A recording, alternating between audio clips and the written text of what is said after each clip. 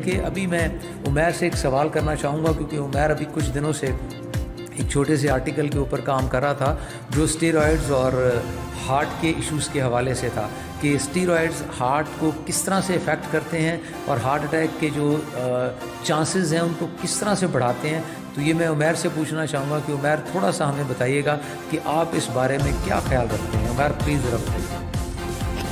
जी sir, इसका research की जो बेस बनी थी वो ये बेस बनी थी कि जब मैं प्रोफेशनल बॉडी बिल्डर्स के साथ जब मैं जिम्स में जाता था तो मैं वहाँ पे देखता था कि स्टीरॉयड्स का इस्तेमाल जो है बहुत बेदरेग हो रहा था। उसके बाद वहाँ पे बैक इन 2016 और 17 में कुछ ऐसे कंपटीशंस हुए थे जिसमें कुछ बॉडी बिल्डर्स की सडन जो है वो डेथ हो गई थी और एट द स्पॉट स्टेज पे ही हो गई थी। तो उसके बाद से मुझे क्यूरियोसिटी होना शुरू हुई कि मैं भी इसके बारे में जानूँ कि ये किस तरीके से इसका रिएक्शन आता है और हार्ट पे ये किस तरीके से जो है इम्पैक्ट करते हैं, क्योंकि सुनने में यही आया था कि उनका हार्ट फेलियर की वजह से उनकी जो है वो डेथ हुई है। तो फिर जब मैंने रिसर्च की तो इसमें मुझे ये पता लगा कि ये जो आपकी स्टीरॉयड जो हम लेते हैं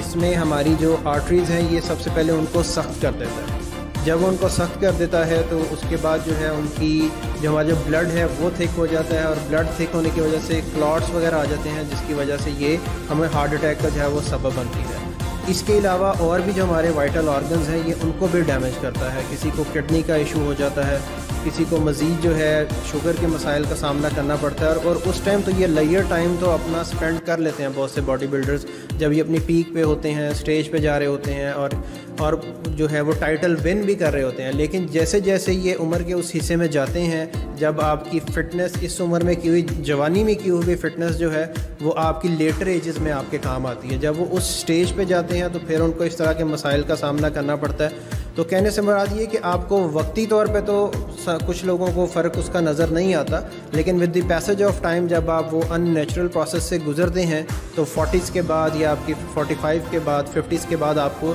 इस तरह के मसाइल का सामना करना पड़ जाता है। बाकी आपने बताया जिस तरह आप बात कर रहे थे कि मेल में एक इशू आ जाता है टेस्टोस्टेरोन का, तो जब ये आर्टिफिशियल तरीके से जैसे ही टेस्टोस्टेरोन हम लेते हैं तो ये नेचुरल ग्रोथ को जो है टेस्टोस्टेरोन की वो रोक देता है और बहुत से मेल बॉडी बिल्डर्स में जो है इनफर्टिलिटी का इशू भी जो है वो आ जाता है। और मैंने खुद जो है एविडेंस सुना है कि 8-10 साल पहले जब मैं एक जिम में जाता था तो वहाँ पे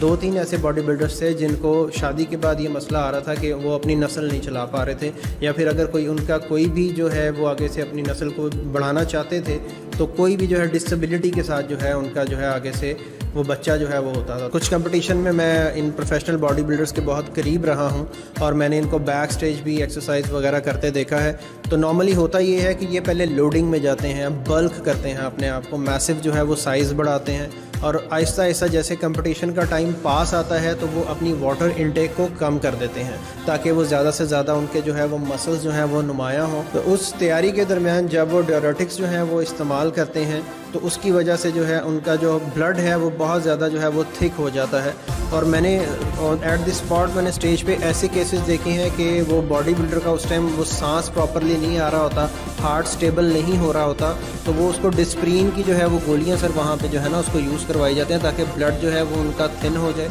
और ब्लड को जो है प्रॉपरली जो है हार्ट जो है ब्लड पूरी बॉडी को वो सर्कुलेशन उसकी हो सके। तो जैसे ही ब्लड थिक होता है तो हार्ट जो है वो प्रॉपरली ब्लड सर्कुलेशन पूरी बॉडी में नहीं कर पाता क्योंकि वो काफ़ी थिक होता है, हार्ट को काफ़ी ज़्यादा ज़ोर लगाना पड़ता है। On the other hand back and पे उन्होंने उसकी स्टीरॉयड्स भी ली होती हैं जिसकी वजह से उनका जो है वो सर्टन जो है मौके पे ही कुछ ना कुछ जो है उनको उसका साइड इफ़ेक्ट आता है और उसका जो है वो हार्ट फेलियर भी हो जाता है और सर्टन उनकी जो है वो डेथ हो जाती है।